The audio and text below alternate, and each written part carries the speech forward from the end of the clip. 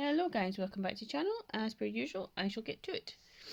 So this sketch, 2 out of 3 I think actually did work. Number 1 and number 3, especially number 3, that did actually come together eventually. Number 2, the nose is completely wrong, as you can see.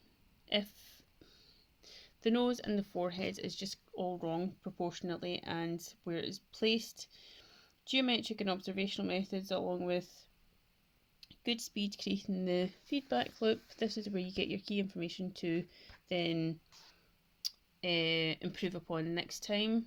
Let me know what you think, what you would do. If you're new here, if you'd like to start a conversation about learning methods, more than happy to do that. And what you would do next time.